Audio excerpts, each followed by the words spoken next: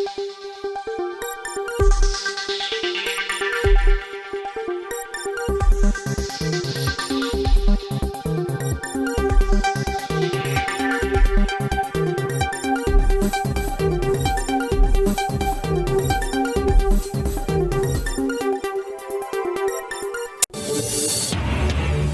হাসিনার সাবেক উপদেষ্টা কামাল নাসের ও ক্রীড়া সচিব মেজবাহ সহ গ্রেফতার 4।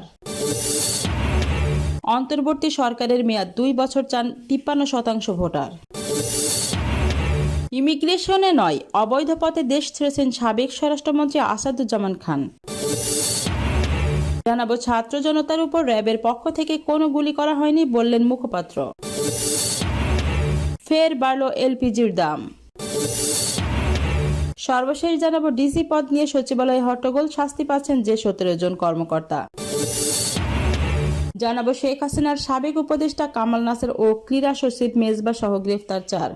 সাবেক প্রধানমন্ত্রী শেখ হাসিনার মুখ্য সচিব ও উপদেষ্টা কামাল আব্দুল নাসের চৌধুরী এবং সাবেক যুব ক্রীড়া সচিব মেজবাহ উদ্দিন আহমেদ সহ 4 জনকে গ্রেফতার করেছে পুলিশ।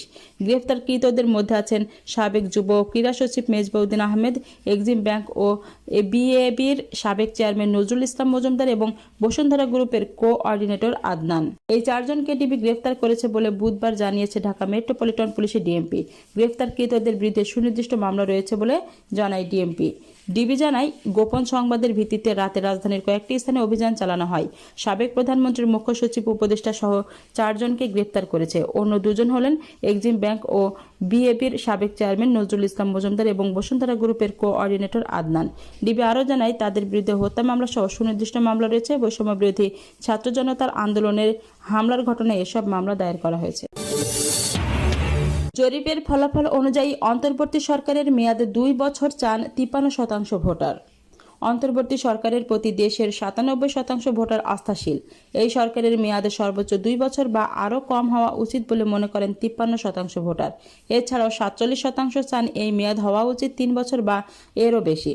নর্থ সাউথ ইউনিভার্সিটির South Asian Institute of Policy and গভর্নেন্সের জরিপে এই তথ্য উঠে এসেছে। বুধবার 2 অক্টোবর জাতীয় প্রেস ক্লাবে বাংলাদেশের অন্তর্বর্তী সরকারের কাছ থেকে নাগরিকদের প্রত্যাশা শীর্ষক জরিপের ফল প্রকাশ করা হয়। জরিপের তথ্য ও ফলাফল উপস্থাপন করেন নর্থ সাউথ ইউনিভার্সিটির সহকারী অধ্যাপক ডক্টর আকরাম হোসেন। তিনি জানান, গত 9 থেকে 19 সেপ্টেম্বর দেশের 8টি বিভাগে 17টি জেলায় মোট 1869 জনের উপর জরিপটি করা হয়। উত্তরদাতাদের বৃহত্তম অংশ অর্থাৎ 63% মধ্যবয়সী। জরিপের উত্তরদাতাদের 54% শহরাঞ্চলের, 46% গ্রাম অঞ্চলের। ফলাফলে দেখা গেছে, জরিপের অংশ নেওয়া ব্যক্তিদের 72% ছাত্রদের নেতৃত্বে রাজনৈতিক দলকে সমর্থন করেন। জরিপে দেখা গেছে 96% লোক সমর্থন করেন যে প্রধানমন্ত্রী পদে একই ব্যক্তি 2 মেয়াদের বেশি থাকতে পারবেন না। 46% মনে করেন সংবিধানের উল্লেখযোগ্য পরিবর্তন প্রয়োজন। সংবিধানের ছোটখাটো সংস্কার প্রয়োজন বলে মনে করেন 35%। আর 16% সম্পূর্ণ নতুন করে লেখা সংবিধানের পক্ষে মত দিয়েছেন। বাকি 3% সংবিধানে পরিবর্তনের প্রয়োজন নেই বলে মত দেন।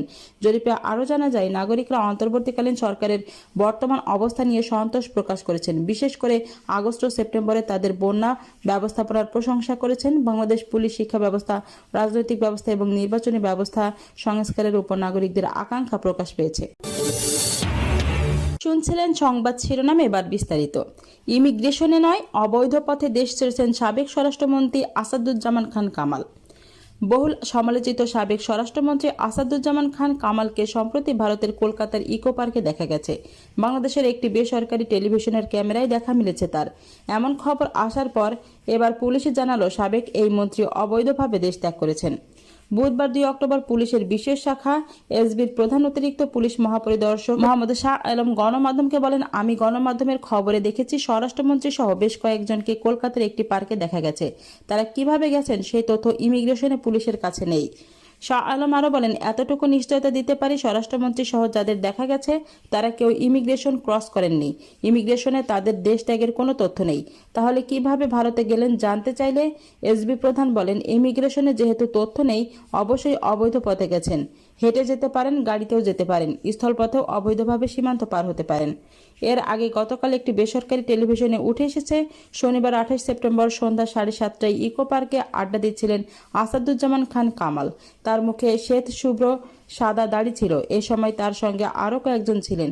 তবে সেখানে কিছু বাংলাদেশি জড়ো হওয়ায় তাদের এই আড্ডা বেশিক্ষণ স্থায়ী হয়নি, দ্রুত সরে যান। সে সময় পার্কে থাকা কয়েকজন বাংলাদেশি নাগরিক সংবাদ মাধ্যমটিকে বিষয়টি নিশ্চিত করেছেন।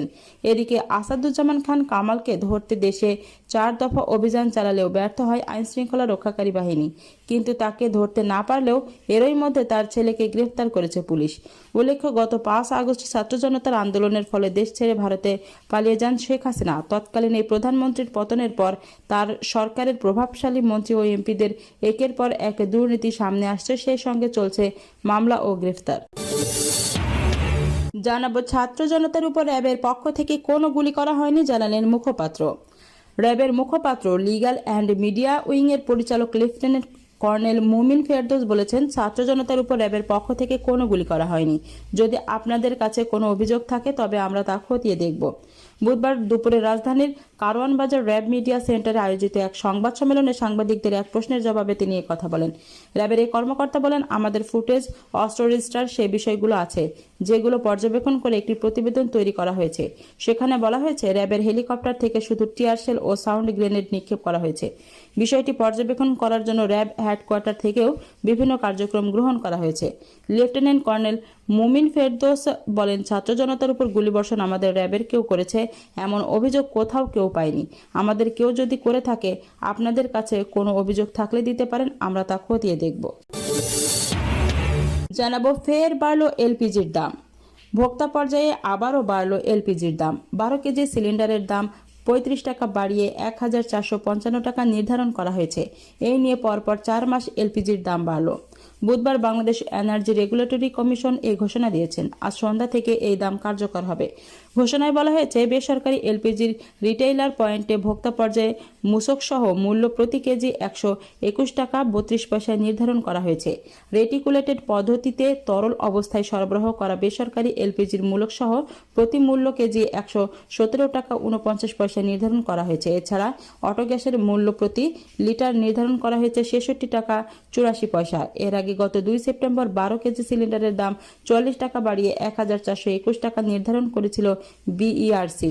আগস্ট মাসের জন্য 12 কেজি এলপিজির সিলিন্ডারের দাম জুলাই মাসের তুলনায় 11 টাকা বাড়িয়ে 1377 টাকা নির্ধারণ করা হয়েছিল। এর আগের মাসে এর দাম বাড়ানো হয়েছিল 3 টাকা। সে সময় 12 কেজির সিলিন্ডারের দাম নির্ধারণ করা হয় 1366 টাকা। সর্বশেষ জানাবো, ডিসি পদ নিয়ে সচিবালয়ে হট্টগোল, শাস্তি পাচ্ছেন যে 17 জন কর্মকর্তা। জেলা প্রশাসক বা ডিসি পদায়নকে কেন্দ্র করে সচিবালয়ে জনপ্রশাসন মন্ত্রণালয়ের এক যুগ্ম সচিবের রুমে হাতাহাতির ঘটনায় 17 উপসচিবের বিরুদ্ধে শাস্তিমূলক ব্যবস্থা নেওয়ার সুপারিশ করেছে তদন্ত কমিটি। শাস্তির মুখে থাকা 17 কর্মকর্তার মধ্যে 15 জন পুরুষ এবং 2 জন নারী কর্মকর্তা আছেন।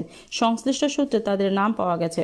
স্বাস্থ্যসেবা বিভাগের সিনিয়র সচিবে এম এ আকমাল হোসেন আজাদের নেতৃত্বে তদন্ত কমিটি 8 জনকে গুরুদণ্ড, 4 জনকে লঘুদণ্ড ও 5 জনকে তিরস্কারের শাস্তি দেওয়ার সুপারিশ করে। গুরুদণ্ড দেওয়ার জন্য সুপারিশ করা হয়েছে নূরজাহান খানম এবং নুরুল করিম ভুইয়া, মোহাম্মদ জসিমউদ্দিন, রেবেকা খান, মোহাম্মদ সাইফুল হাসান, মোহাম্মদ জয়নুল আবেদিন, নুরুল হাফিজ এবং মোতাকাব্বির আহমেদের বিরুদ্ধে। সোমবার 30 সেপ্টেম্বর সচিবালয়ে জনপ্রশাসন মন্ত্রণালয়ের সম্মেলন কক্ষে আয়োজিত এক ব্রিফিংয়ে জনপ্রশাসন মন্ত্রণালয়ের সিনিয়র